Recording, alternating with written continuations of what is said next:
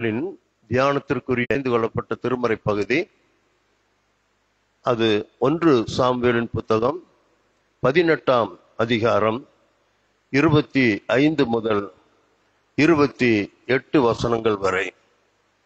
1 Samuel 18ஆம் அதிகாரம் 25 முதல் 28 வசனங்கள் வரை.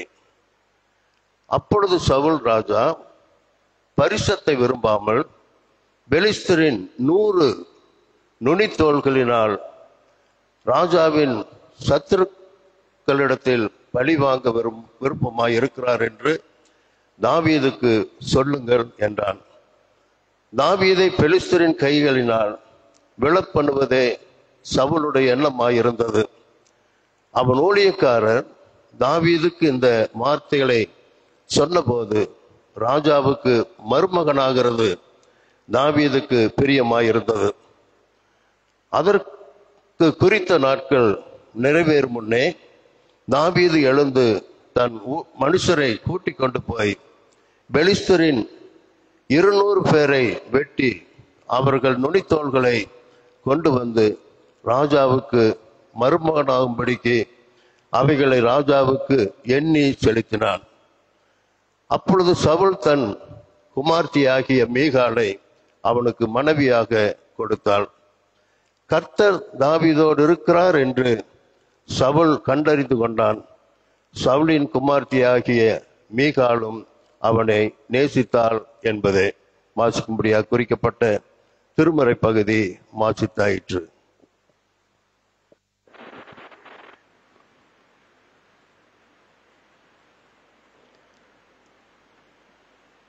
தலைவணங்கி காலைதோறும் புதிதாக இருக்கிற ஆண்டோடைய வார்த்தைகளை இந்த நாளிலும் நாம் அறிந்து கொள்ள ஆவியானுடைய மெல்லிய சத்தத்தை நாம் கேட்க கர்த்தர் நம்மோடு கூட பேச நாம் இடம் கொடுப்போம்.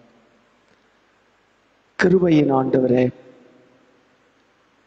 சுத்த இருதயத்தை என்னிலே சிருஷ்டியும் நிலைவரமான ஆவியை என் உள்ளத்திலே புதுப்பியும் என்று தாவீதரசன் கேட்பது போல கர்த்தாவே, இந்த கால வேளையில சுத்த இருதயத்தோடு உம்முடைய வார்த்தைகளை பெற்றுக்கொள்வதற்கு எங்களை தகுதிப்படுத்தும்.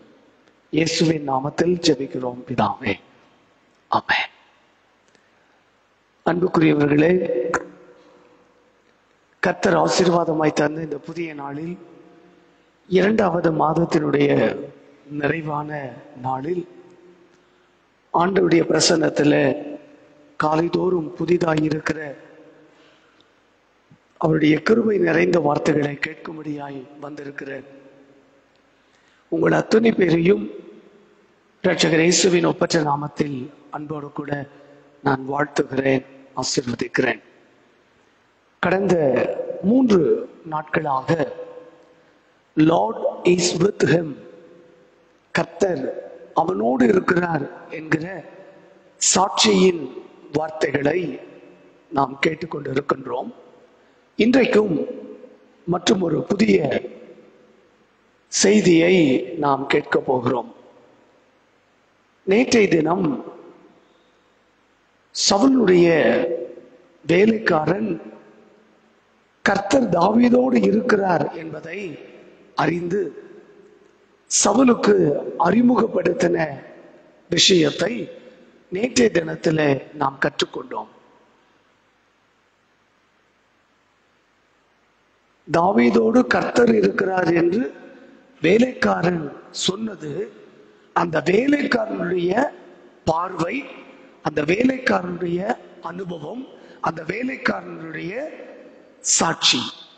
ஆனால் இப்பொழுது சவுல் தானாக தன்னுடைய வாழ்வில் இருந்து தாவீதோடு கூட கர்த்தர் இருக்கிறார் என்பதை கண்டு அறிந்து கொண்டான் என்று 18ஆம் அதிகாரத்தில் 28வது வசனத்தில் வாசிக்கிறோம்.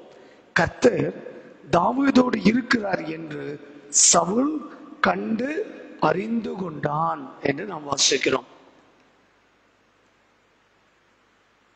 சவுலின் அரண்மனைக்கு தாவீது வருகிற போது, சவுல் இஸ்ரவேலின் ராஜா. தாவீது யார்? ஒரு சாதாரண மேய்ப்பன்.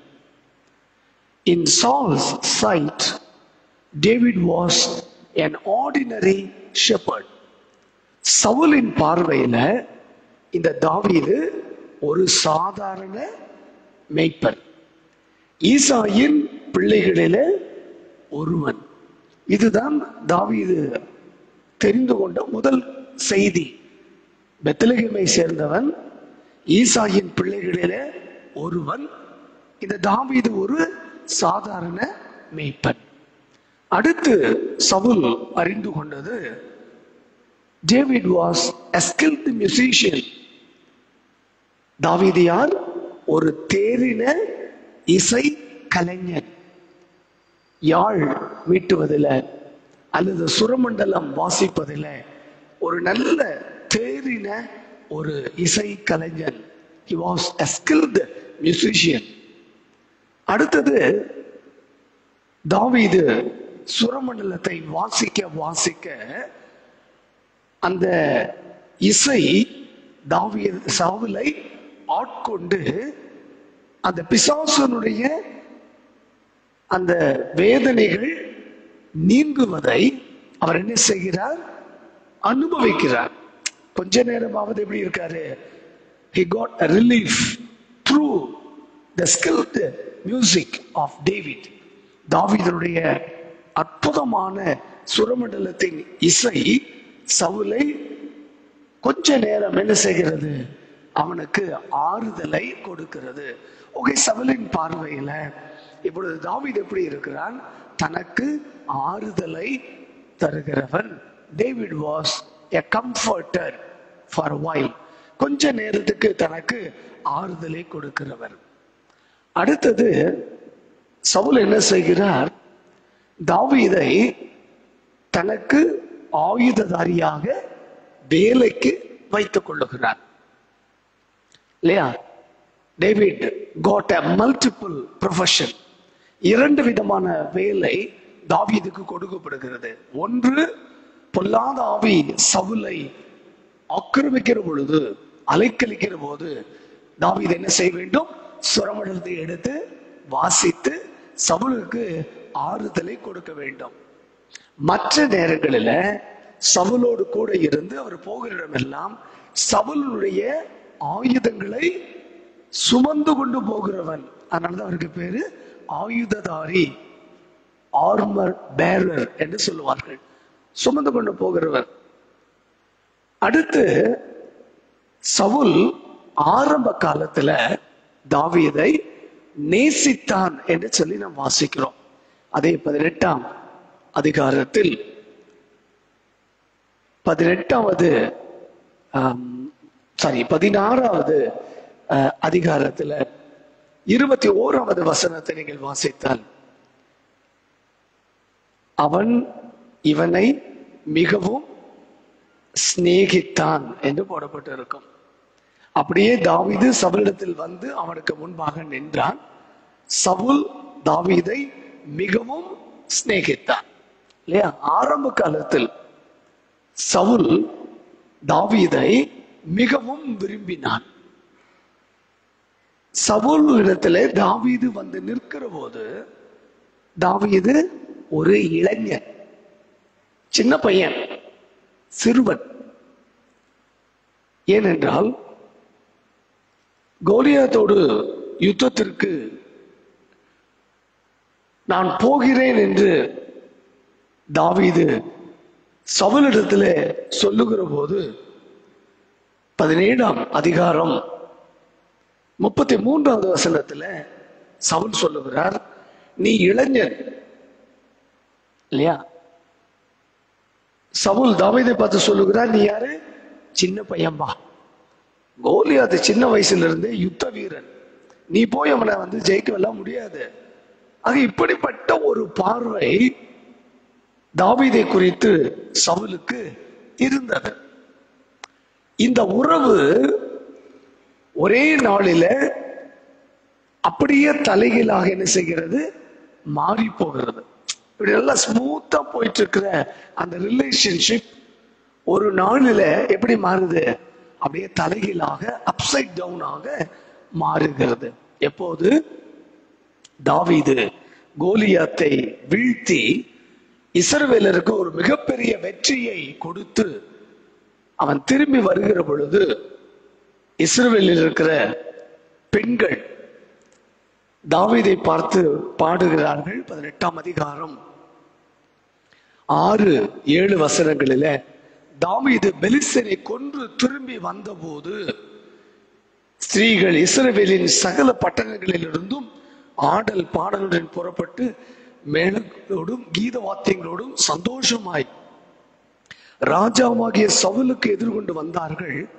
அந்த பெண்கள் ஆடி பாடுகையில், சவுல் கொன்றது 1000, தாவீது கொன்றது 10,000 என்று முறை முறையாக பாடினார்கள். ஒரு அம்மா பாடுது, சவுல் கொன்றது 1000, தாவீது கொன்றது 10,000. உடனே மத்தவங்க சேர்ந்து சொல்றாங்க, சவுல் கொன்றது 1000, தாவீது கொன்றது 10,000. சத்தம் அப்படியே விண்ணை பிளக்கிறது. தன் கண்களுக்கு முன்பதாக தன்னை புகழாமல் ஒரு சிறுவனை, தனக்கு ஆயுததாரியாய் இருக்கிற ஒருவனை, தன்னுடைய வேலைக்காரனை எல்லாரும் புகழுவதை பார்த்த உடனே சவுலால் என்ன செய்ய முடியல, ஏற்றுக்கொள்ள முடியவில்லை. நான் ராஜா, வெற்றி தாவீதின் மூலமாய் வந்திருந்தாலும் யாரைத்தான் புகழணும், என்னத்தானே புகழ்ந்திருக்கணும், நான் தானே இஸ்ரவேலின் ராஜா. வசனம் சொல்லுகிறது, அந்த வார்த்தை சவுலுக்கு விசனமாய் இருந்தது இல்லையா? அதை கேட்ட மாத்திரத்துல நம்ம சாதாரணமா சொல்லுவோம்ல, இப்படி சொன்ன உடனே அவருடைய முகம் சுண்டி போயிருச்சு. கோயம்புத்தூர் பக்கம் சொல்லுகிற ஒரு வார்த்தை இல்லையா? அதை சொன்ன உடனே அப்படியே அவருடைய முகம் வாடி போயிற்று, விசனமாய் இருந்தது. அது இன்னும் அவர் மனசுல காயத்தை ஏற்படுத்தி தாவீது சவுல் சொல்லுகிறார், அவன் மிகுந்த எரிச்சல் அடைந்து. இப்ப முதல்ல என்ன வருகிறது, விசனம், மாறி போயிட்டார். அடுத்தது என்ன வருது, கோபம், எரிச்சல் வருகிறது. அடுத்து அந்த எரிச்சலின் மத்தியில அவன் உள்ளத்திலே இருந்ததை அப்படியே சொல்லுகிறார். தாவீதுக்கு 10,000, எனக்கோ 1000 இல்ல. தாவீது எவ்வளவு கொடுத்திருக்காங்க, 10,000. நான் அதுல 10ல் 1 பங்கு தான், எனக்கு 1000 மட்டும் கொடுத்தார்கள். அடுத்தது இன்னும் அவனுக்கு என்ன மட்டும்தான் இருக்கு, ராஜாங்கம் மாத்திரம்தான் இருக்கு.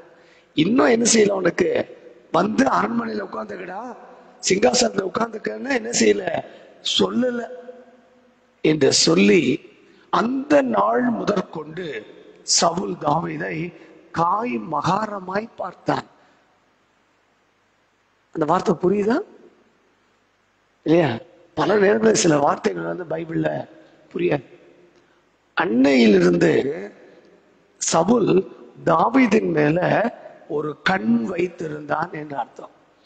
அவனை இனி என்ன செய்யக்கூடாது, வளர்த்த கூடாது.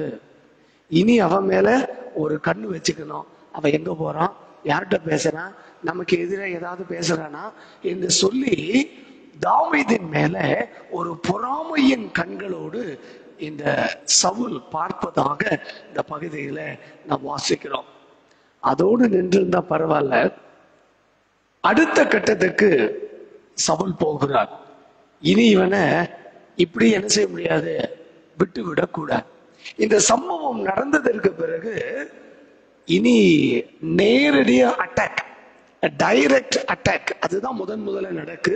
18ஆம் அதிகாரம் 11வது வசனத்துல 10 மறுநாளில தேவனால் விடப்பட்ட பொல்லாத ஆவி சவுலின் மேல் இறங்கிற்று. அவன் வீட்டுக்குள்ளே தீர்க்கதரிசனம் சொல்லிக் கொண்டிருந்தான். அப்பொழுது தாவீது தினந்தோறும் செய்கிறபடி தன் கையினால் சுரமண்டலத்தை வாசித்துக் கொண்டிருந்தான். சவுலின் கையில் ஈட்டி இருந்தது. அடுத்த நாள்ல பார்த்தா மறுபடியும் பொல்லாத ஆவி அவன் மேல இறங்குச்சு. பொல்லாத ஆவி என்ன சொல்லுது?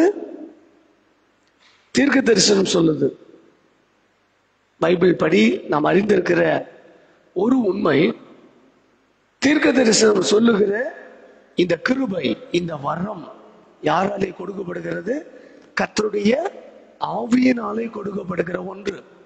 ஆனால் அதே நேரத்தில் பொல்லாத ஆவியும் என்ன செய்யும்? கள்ளத்தனமாக என்ன செய்யும்? தீர்க்க தரிசனம் சொல்லும். அப்ப நமக்கு எது தெரியணும்? எது கர்த்தருடைய ஆவியானவராலே அருளப்படுகிற தீர்க்க தரிசனம், எது பொல்லாத ஆவியினாலே சொல்லப்படுகிற தீர்க்க தரிசனம். ரெண்டுக்கு என்ன அடிப்படையில் வித்தியாசம் என்றால், கர்த்தருடைய வாயிலிருந்து புறப்பட்டு வருகிற தீர்க்க தரிசனம் என்ன செய்யும்? அப்படியே நிறைவேறும்.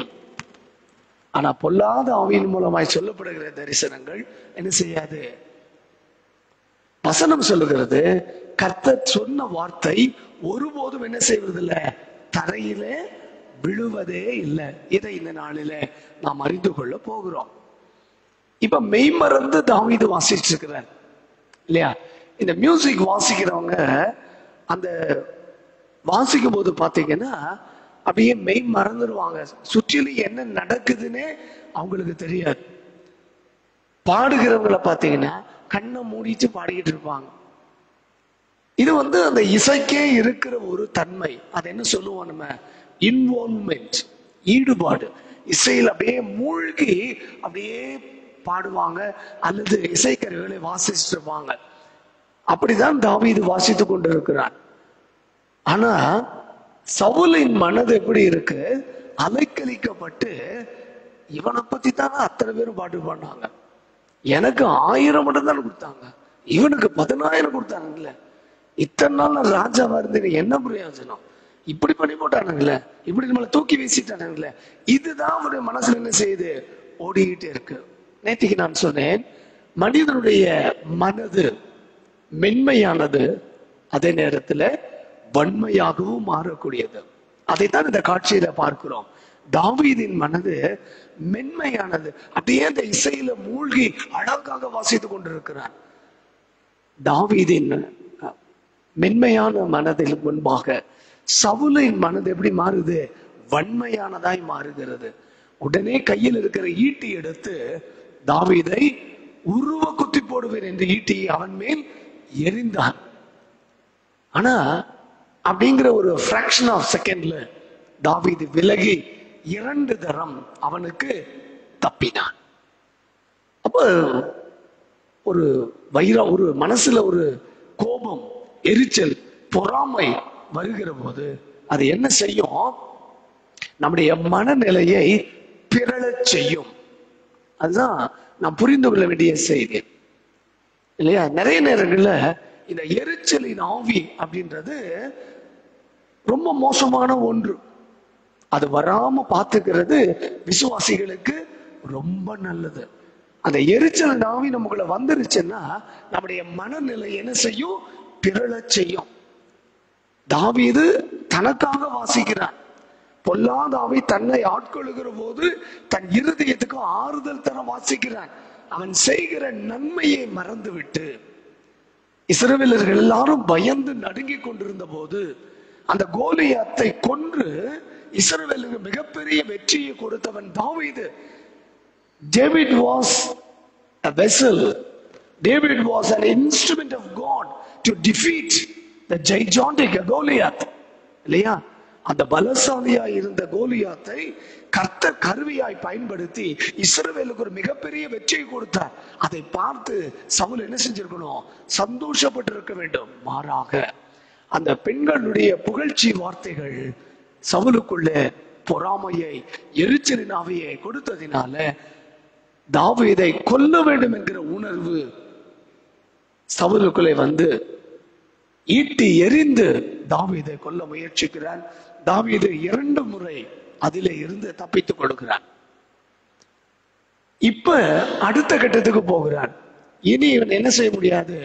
டைரக்ட் அட்டாக் வேண்டாம். வேறு விதத்துல இவனை கொல்வதற்கு என்ன செய்யணும்? முயற்சி எடுக்கணும். ஒரு மனிதனுக்குள்ள இந்த பொல்லாத ஆவியின் கிரியைகள் வந்து விட்டால், இந்த எரிச்சலின் ஆவி செயல்பட ஆரம்பித்து விட்டால், அந்த எரிச்சலின் ஆவி என்ன செய்யாது? சும்மாவே இருக்காது. எதையாவது என்ன செய்யும்? செஞ்சு ஒரு பிரச்சனையை கொண்டு வந்து முடிக்கணும். இதுதான் அந்த மனசுல என்ன செய்யும்? ஓடிக்கிட்டே இருக்கும் இல்லையா? நிறைய நேரங்கள்ல விசுவாசிகளின் வாழ்க்கையிலும் இப்படிப்பட்ட சூழ்நிலைகள் வருவதுண்டு. நம்முடைய சொந்த குடும்பத்திலேயே கூட பிறந்த சகோதரனோ சகோதரியோ நம்மை விட நல்லா இருக்கிறாங்க அப்படின்னா நான் என்ன செய்யணும்? சந்தோஷப்படணும். ஆனா பெரும்பாலான குடும்பங்களில அப்படி இருக்கிறது இல்ல. ஏதாவது ஒரு விதத்துல அவங்க மேல என்ன வரும்? ஒரு எரிச்சல், ஒரு பொறாமை. எப்படியோ எங்க அம்மாவை நைஸ் பண்ணி நகையெல்லாம் வாங்கிட்டான். எங்க அப்பாவை நைஸ் பண்ணியே என்ன வாங்கிட்டா? சொத்துல கூட வாங்கிட்டா. யாருக்கு தெரியும்? இப்படி எல்லாம் நம்முடைய குடும்பங்கள்ல நடக்கிறது உண்டு இல்லையா? ஆக தாவீதை குறித்து சவுலுக்குள்ள இந்த பொறாமை, எரிச்சலின் ஆவி வந்து அடுத்த கட்டத்துக்கு போகிறார். இனி நான் அவனை கொல்ல போறதில்லை. 17வது வசனம், என் கையல்ல பெலிஸ்தரின் கையே அவன் மேல் விழட்டும் என்று சவுல் நினைத்து கொண்டு, இனி நோ டைரக்ட் அட்டாக், இனி இன்டைரக்ட் அட்டாக். தாவீது என்ன செய்யணும்? நான் கொல்ல மாட்டேன், ஏதாவது ஒரு சூழ்நிலை வரும், அப்ப பெலிஸ்தேரவனை கொன்று போடட்டும் என்று சொல்லி நினைத்து கொண்டிருக்கிறார். அப்ப அவன் மனசுல ஒரு ஞாபகம் வருது, தாவீது கோலியாத்தை கொன்ன உடனே நான் சொன்னேன், என்னுடைய மகளை நான் அவனுக்கு கொடுப்பேன், மறுமணாக்குவேன் என்று நான் சொல்லி இருக்கிறேன். அதனால சும்மா கொடுக்க முடியாது. ஆகையினால பெலிஸ்தேர்ல 200 பேரை கொன்று அந்த 200 பேருடைய நுனித்தோலின் மாம்சத்தை தாவீது கொண்டு வந்தால் என் மகள் மீகாளை அவருக்கு என்ன செய்வேன்? திருமணம் செய்து கொடுப்பேன். தன்னுடைய சொந்த மகள் மீகாள் தாவீதை என்ன செய்கிறாள்? விரும்புகிறாள், நேசிக்கிறாள் என்பது யாருக்கு தெரியும்? சவுலுக்கு தெரியும். அப்ப தனக்கு மருமகனாக போகிறவன், தன் மகள் உடைய கணவனாக வரப்போகிறவன் எப்படி இருக்கணும்? தீர்க்காயுச என்ன செய்யணும்? வாழ வேண்டும் என்று ஒரு மாமனார் என்ன செய்யணும்? நினைக்கணும். அதுதான் பொதுவான உலக இயல்பு இல்லையா? நம்முடைய மருமகன் சிக்கா இருக்காருன்னா அதிகமா யாரா இருப்பாங்க? நல்லா போயிட்டு இருந்துச்சு வாழ்க்கை, திடீர்னு எங்க மாப்பிள்ளைக்கு இப்படி ஆகி போச்சுங்க. நல்ல பையன், குடும்பத்தை அப்படி பார்த்துப்பார், அவங்க அம்மா அப்பாவை விட எங்களை ரொம்ப நேசிப்பார், இப்படி ஒரு நல்ல மருமகனை கடவுளை என்ன கொடுத்தார். இப்படி நினைக்கிற உலக இயல்புக்கு சவுலினுடைய எண்ணம் எதிர் மாறாக இருக்கிறது. எப்படியாவது பிளான் பண்ணி தாவீது என்ன செஞ்சிடணும்? போட்டு தள்ளிடணும். இப்படி ஒரு எண்ணம் சவுலுக்குள்ளே வந்த உடனே இந்த விருப்பத்தை தன்னுடைய ஊழியக்காரரிடத்துல சொல்லுகிறார். ஒண்ணு இல்ல, தாவீது போய் பெலிஸ்தேர்ல 200 பேரை கொண்டுட்டு அவங்க நுனித்தோலின் மாம்சத்தை கொண்டு வந்து எண்ணி வைக்கட்டும், என் மகள் மீகாளை அவளுக்கு நான் கொடுத்து விடுகிறேன் என்று நினைக்கிறான். இன்னொரு வசனத்தையும் நான் உங்களுக்கு வாசித்து காட்ட நான் விரும்புகிறேன். 18ஆம் அதிகாரத்தில் நீங்கள் வாசிப்பதாக இருந்தால் 25வது வசனத்தை வாசித்து பார்த்தால், தாவீதை பெலிஸ்தரின் கையினால் விழ பண்ணுவதே சவுலுடைய எண்ணமாய் இருந்தது இல்லையா? the purpose behind இல்லையா? எந்த ஒரு காரியத்தை செய்தாலும் அதுல ஒரு நோக்கம் என்ன செய்யும்? இருக்கும். ஏன் சொல்ல வராரு, எதுக்கு சொல்ல வராரு என்றால் அதுல என்ன இருக்கு? ஒரு மறைமுகமான ஒரு நோக்கம் இருக்கும். இப்ப தேர்தல் வரப்போகிறது. தேர்தல் வந்தா ராஜா யாரு?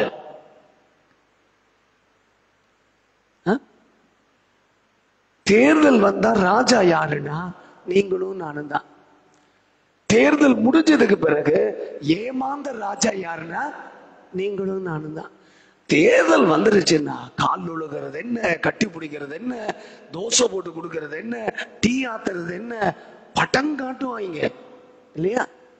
வீட்டுக்குள்ள வந்து குடிசையில உள்ள உட்காந்துக்குவாங்க, என்ன கொடுத்தாலும் கையில வாங்கி குடிச்சுக்குவானுங்க.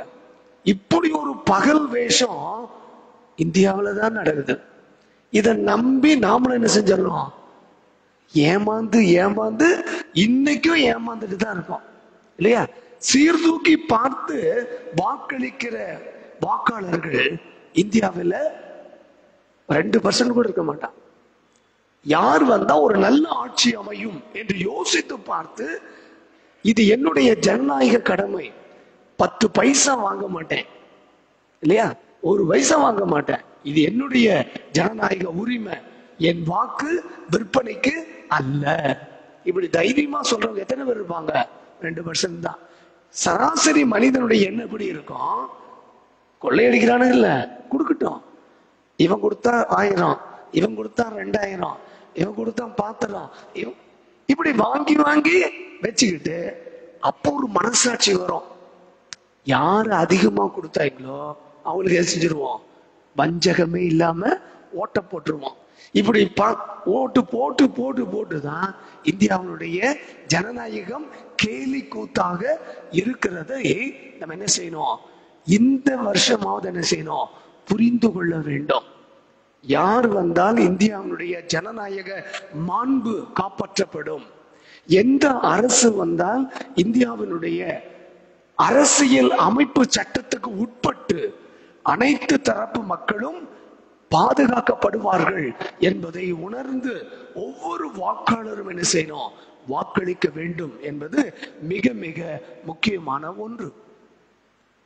அப்ப இவருடைய ஹிடன் அஜெண்டா, மறைமுகமான எண்ணம் என்னவென்றால், தாவீதை பெலிஸ்தரின் கையினால் விழ பண்ணுவதே சவுலின் எண்ணமாய் இருந்தது.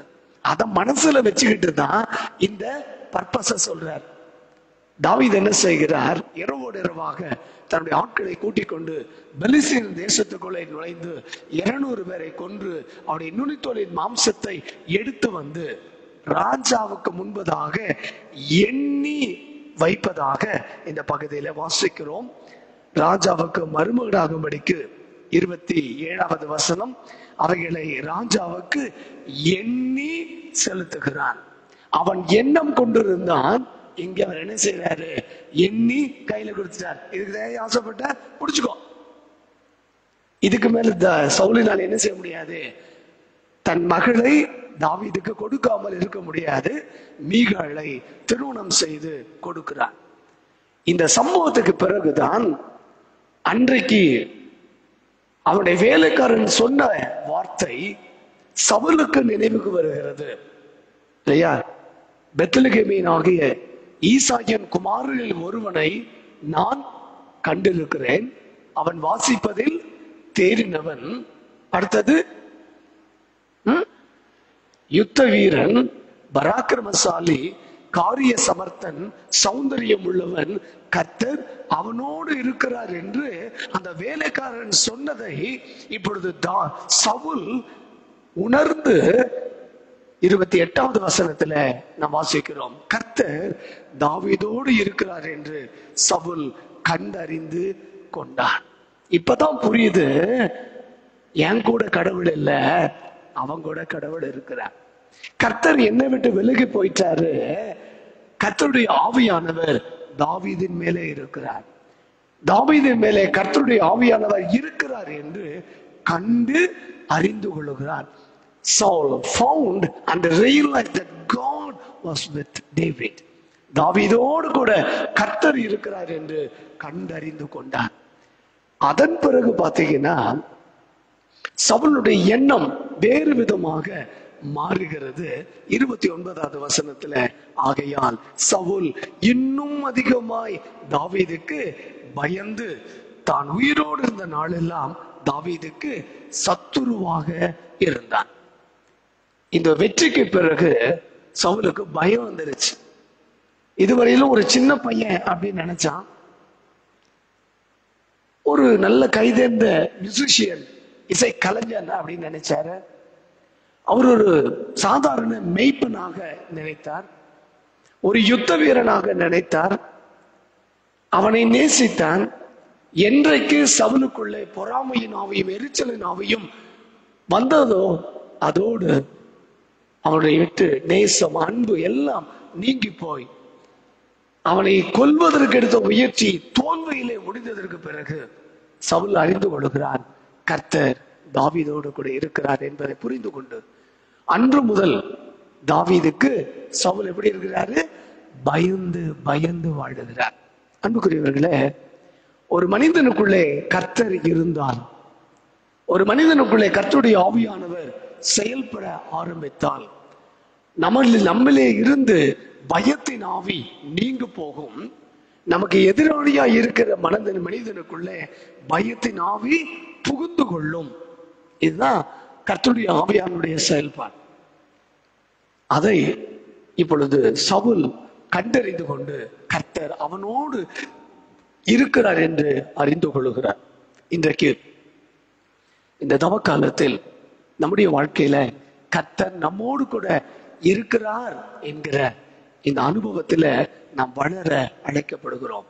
ஈசாக்கோடு கூட கர்த்தர் இருந்தார், யோசேப்போடு கூட கர்த்தர் இருந்தார், தாவீதோடு கூட கர்த்தர் இருந்தார் என்று வேலைக்காரன் அறிந்து கொள்ளுகிறான். தாவீதோடு கர்த்தர் இருக்கிறார் என்று சவுல் அறிந்து கொள்ளுகிறான். இன்றைக்கு நம்மோடு கூட கர்த்தர் இருக்கிறார் என்று நாம் வாழுகிற சூழ்நிலையில நாம் மற்றவர்களை வெளிப்படுத்துகிற பிள்ளைகளாய் தொடர்ந்து வாழ ஆண்டவர் அருள் புரிவாராக. ஆண்டவர் தாமே இந்த திருவசனங்கள் வழியாய் நம்மை வழிநடத்தி ஆசீர்வதிப்பாராக. ஆமென்.